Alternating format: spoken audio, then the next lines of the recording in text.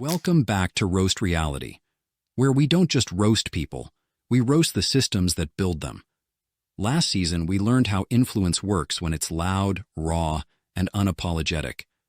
This season, we're going somewhere quieter, more subtle, more dangerous. We're talking about the icons, the faces so familiar you don't remember when you first started trusting them. Not politicians, not influencers, something bigger, something softer, something the culture loves too much to question. The people we call naturally likable. There is no such thing as naturally likable, only engineered likability. So let's start with the masterpiece, the crown jewel of the universal approval algorithm, the man who can walk into any room and instantly belong to everybody. Dwayne Johnson, The Rock, not the strongest, not the funniest, not the best actor, but the most optimized. Buckle up, this is Season 4, Icon Burn. But before we begin, a disclaimer. This episode is satire, meaning we're looking at public personas, public behavior, and the cultural systems that shape them. We are not evaluating moral worth, private life, or whether someone is a good or bad person. Everything here is based on publicly available information, combined with analysis and commentary. This is not journalism. This is cultural anthropology with a sense of humor. If you admire this person, you're welcome here. If you dislike this person, you're also welcome here. We are not here to cancel anyone. We are here to understand the machinery of likability and why entire cultures choose the icons they choose. And if you feel the sudden urge to argue about this in the comments, that's fine. Just remember, when you do, the algorithm gets paid, not you. Let's begin. There's a strange kind of magic in modern culture. We don't choose our heroes, we inherit them. And somehow, without voting, without thinking, without even remembering when it happened, we all silently agreed that The Rock is a good guy. Not good actor, not good athlete, just good. Universally. Unquestionably. Approved by every demographic, every country, every algorithm. That alone is suspicious. Because when someone is liked by everyone, it usually means we're not looking closely enough. The Rock isn't just popular, he's optimized. Optimized for trust, optimized for relatability, optimized to never trigger your defenses. A personality engineered like a consumer product, smooth edges, warm tone, protein shake always nearby. He doesn't enter culture, he slides into it, seamless, frictionless, like the default wallpaper of the 21st century. And here's the real question. If authenticity is supposed to be raw, imperfect, unpredictable, then how did the most authentic man in Hollywood become the safest brand on earth? Maybe likability isn't a personality trait. Maybe it's a strategy. Welcome to the burn. Before The Rock became The Rock, he was just Dwayne, a young man trying to escape the gravity of expectations. Not the expectations of Hollywood, the expectations of legacy. His father was a professional wrestler. His grandfather was a professional wrestler. The ring wasn't a choice, it was an inheritance. But wrestling isn't just muscles and chairs from the audience. It's performance. It is theater and compression shorts. It's the art of appearing powerful, regardless of what you actually feel. And that's where the real story begins, because The Rock didn't learn how to fight. He learned how to be watched. He learned how to enter a room like a plot twist, how to smile like a commercial break, how to speak in punchlines that sound profound, even when they're just protein powder in sentence form. Wrestling taught him the biggest lesson of his life. If you want people to believe in you, it's not about who you are, it's about who you can convince them you are. Identity as performance, charisma as choreography, strength as costume design. And when Hollywood saw that, they didn't see an athlete. They saw a ready-made protagonist who already came pre-installed with a fan base. The Rock didn't break into fame. He ported it from one universe to another, from the ring to the screen to the culture. He didn't just change careers, he changed formats. And the man who once performed power became the man who now performs likability with the precision of someone who knows that the crowd is always watching. There's a common phrase people use when they talk about The Rock. He just seems like a genuinely good guy.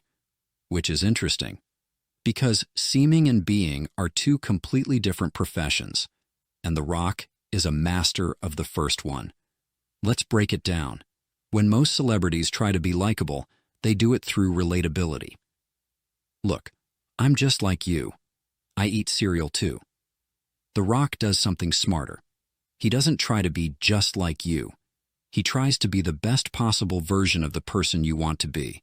Disciplined, positive, strong, supportive, always smiling.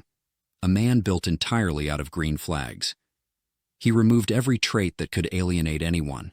No sharp edges, no controversial opinions, no visible flaws, no real danger. Just maximum compatibility across all demographics. He's the USB-C of human personalities, plugs into any audience without an adapter. And that is not an accident. Because the safest way to become universally loved is to never give the world anything to disagree with. Never take a hard stance. Never pick a side. Never show an opinion that can't be monetized later. He mastered the highest form of influence, the power to be unavoidable without being offensive. He doesn't persuade. He doesn't challenge. He doesn't provoke. He comforts. He is the cultural equivalent of a warm handshake and a motivational poster that actually goes to the gym. And that's the strategy. Not to be remarkable, but to be undeniably universally acceptable, because if everyone likes you, no one ever stops to ask who you really are. Let's talk about the smile, because The Rock's smile is not just pleasant, it is strategic. It has the exact ratio of warmth to confidence that makes your brain relax its guard before you even realize it. This isn't conspiracy, it's neuroscience. When we see someone smiling, mirror neurons try to sync with them. It's a built-in primate survival mechanism. If the other ape is calm, you are safe. The Rock smiles like a signal. No threat here. No conflict. Come closer. And the thing is, it never breaks. Interviews, smiling. Movie promotions, smiling. Documentaries about personal struggle, still smiling. Not because he's hiding something, but because the smile is the brand. It's the emotional access point, the key to universal trust, the invitation to let your guard down. It's the same function as a startup logo, simple, friendly, instantly recognizable, just applied to a human head. The smile tells the audience, I'm safe to like. Not inspiring, not intimidating, safe. And that's important, because safety sells more than charisma. Safety sells more than power. Safety sells forever. The Rock isn't the strongest man in the room. He's the least threatening strong man in the room. And that combination, strength without danger, warmth without vulnerability, is cultural gold. It's what makes brands call him. Studios build around him. Audiences trust him without blinking. A smile that works on children, grandmothers, CEOs, athletes, and every national demographic at once is not a personality trait. It is a perfected communication device. He doesn't smile because he's happy. He smiles because the brand depends on it. The Rock posts the gym like most people post sunsets, not as information but as ritual. Every day a workout clip, a motivational caption, and the signature message, hard work, discipline, earn it. It's inspiring, it's energizing, it feels meaningful, but look a layer deeper. He isn't just showing you his workout, he's showing you his identity. His body is his credential, his proof of seriousness, his evidence of discipline. Because in a world where you can fake money, status, happiness, followers, the only thing you can't fake is effort. The gym becomes his certificate of authenticity. And it works brilliantly. Because discipline is the new religion of self-improvement culture. We don't go to church anymore. We go to the squat rack to confess our sins. We pray to progress. We worship results. And The Rock is the saint of this religion. Not because he tells you to improve yourself, but because he shows you a version of yourself you believe you could become. He is the aspirational avatar in a society starving for meaning. But here's the twist. His discipline doesn't just inspire, it shames. If he can wake up at 4 a.m. to earn it, why can't you? If he can always stay positive, why can't you? If he can always keep going, why can't you? That's the hidden genius of The Rock's influence.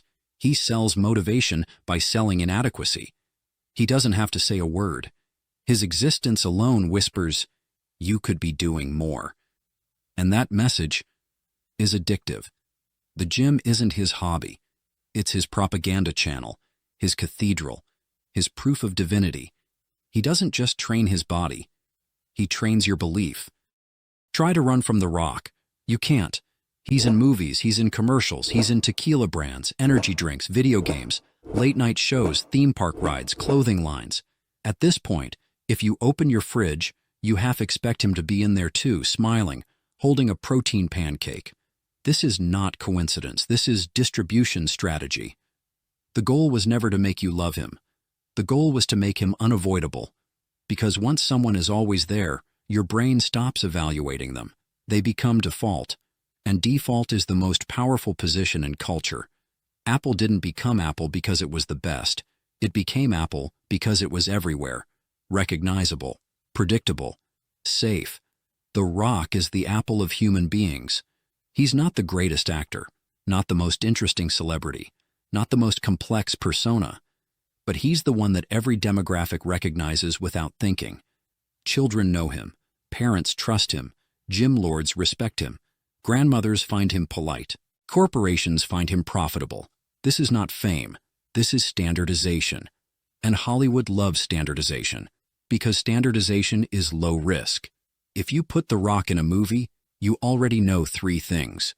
The film will not fail because of him. No PR scandal is coming. The tone will be warm, strong, safe, brand-friendly. He is the cinematic equivalent of a seatbelt. Not exciting, not innovative, but always reassuring. And here's the unsettling part. The more he became everywhere, the less he had to be anything. Identity replaced by presence. Depth replaced by recognizability. Character replaced by branding frequency. He doesn't need to surprise you. He just needs to be there. And in a world drowning in noise, the most powerful thing you can be is the constant. There is a reason sincerity is the most profitable personality trait of the 21st century. People don't believe facts. They believe feelings. And The Rock understands that better than anyone in Hollywood. Watch how he speaks in interviews. Slow, steady, open chest, relaxed shoulders, direct eye contact. It's the body language of someone who is always listening, even when he's the one talking. He uses the same emotional tone for everything. A tragedy, a joke, a motivational speech, a brand partnership. Calm, warm, slightly vulnerable, always safe. It feels real. It feels honest. It feels human. But feelings can be rehearsed. This is not manipulation. This is craft. Actors learn how to cry on cue. The Rock learned how to look genuine on cue. There's a difference. Anyone can fake intensity. Anyone can pretend to care. But to consistently appear sincere, in every interview, every clip, every statement, requires discipline, self-control, and performance training. And here's the genius part. He never goes too deep. He never reveals something that can be used against him. He never shares opinions that divide. He never speaks long enough to be controversial, just long enough to be trusted. He is the master of emotional moderation, not too raw, not too polished, just the perfect middle temperature where the audience feels warmth without ever feeling risk. This is what sincerity looks like when sincerity becomes industry. Not a feeling, a deliverable, not an emotion, a brand component. The Rock doesn't sell authenticity. He sells the experience of authenticity. And we buy it because it's easier to believe in a symbol than to understand a person. For most of history, masculinity was defined by danger. Strong men were unpredictable, unstable, intimidating. Heroes were sharp, warriors, kings, villains. They were respected, but they were also feared. Today's culture doesn't want that kind of masculinity anymore. We don't want the wolf. We want the therapy wolf, strong but not threatening, confident but not dominant, powerful but emotionally available. Enter The Rock. He is the perfect masculine archetype for a world that is terrified of masculine archetypes. He is enormous, but gentle, loud, but never aggressive. Alpha, but never competitive with you. He's the guy who can bench press a truck, but will also tell you that you're doing your best and that's enough. He is strength without the shadow. No anger, no ego, no sharp edges, just muscle wrapped in kindness, like a golden retriever in a human body.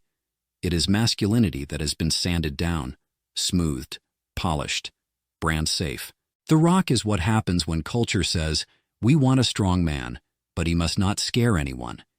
He is the corporate-approved male archetype, the male role model that can be used in any commercial, any movie, any country, any platform, without backlash. The body says warrior. The smile says, it's okay, I'm housebroken. And that's not accidental. It's necessary. Because influence today isn't about being the strongest. It's about being the least intimidating version of strong. The Rock didn't redefine masculinity. He made masculinity safe for mass consumption. At some point, The Rock stopped selling movies, and movies started selling The Rock. He became the product, the film became the packaging. You don't watch Jumanji because you care about the plot. You watch it because The Rock is in it. The narrative is irrelevant. He is the narrative. This is what branding looks like when it finally detaches from the thing it used to represent. He's not an actor. He's a reassurance signal. Put him in any environment, jungle, skyscraper, football field, underground temple, and the emotional outcome is the same. You're safe. This story will not challenge you. It will go exactly where you expect. The Rock is predictability as entertainment. But here's where it gets more interesting. He doesn't just sell stability. He sells identity. People don't want to be entertained anymore. They want to feel like they're becoming something. Stronger, more disciplined, more resilient. The Rock is not a celebrity. He is a self-improvement fantasy rendered in human form. When he says hard work, you hear you could be better. When he says discipline, you hear you're not doing enough. When he smiles, you feel approved. This is not performance. This is emotional engineering. And like any product engineered for the widest possible market, he has been polished smooth. No controversy, no rough texture, no ideology, no edges. The more universal the target audience, the less personality you're allowed to have. The Rock isn't empty. He's optimized. Not complex, just compatible. Not deep, just reliable. He doesn't give you himself. He gives you the version of yourself you wish you were. That's not acting. That's market positioning. The Rock didn't become The Rock because the world wanted a hero. He became The Rock because the world was afraid of one. For years, masculinity was associated with violence, ego, domination. Every strong man in media was either broken, dangerous, or tragic. The culture began to recoil. Strong men felt like a risk. So society issued a new request. We want strength, but make it gentle. Make it polite. Make it smile. And The Rock answered. He arrived exactly when the world was exhausted.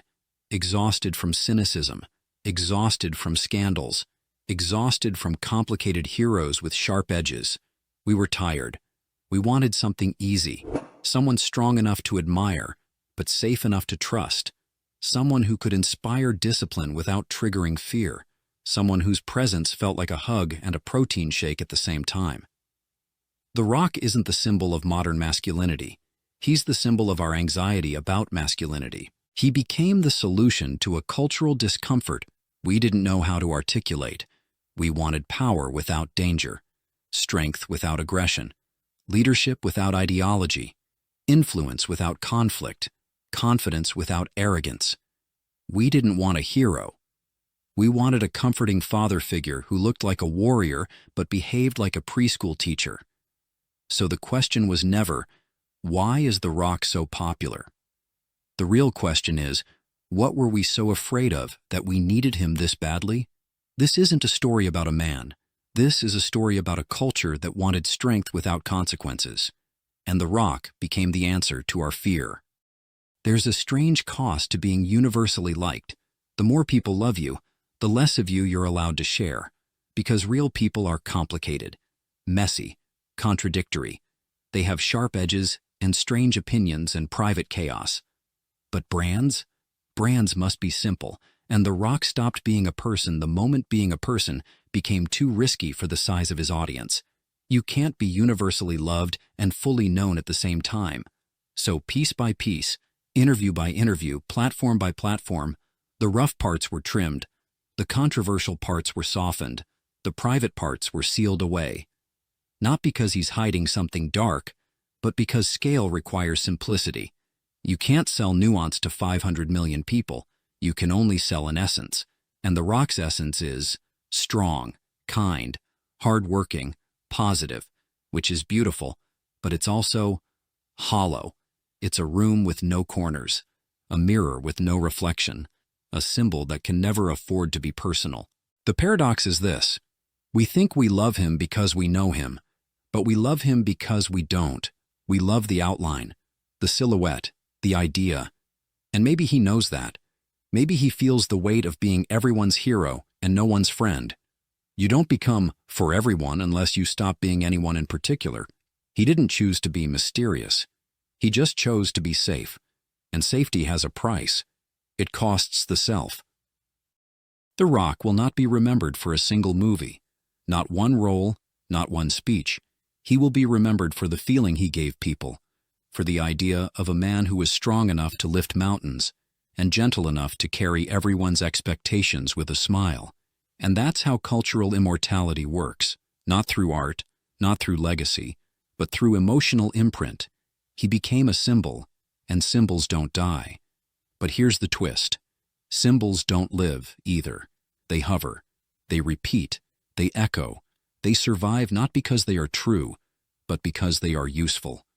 The Rock is eternal because the world will always need a version of strength that doesn't frighten it, a hero without edges, a protector without danger, a father figure without authority, a man without a shadow. But immortality has a cost. The more you become believed in, the less you are allowed to be. Purpose replaces personality. Image replaces identity.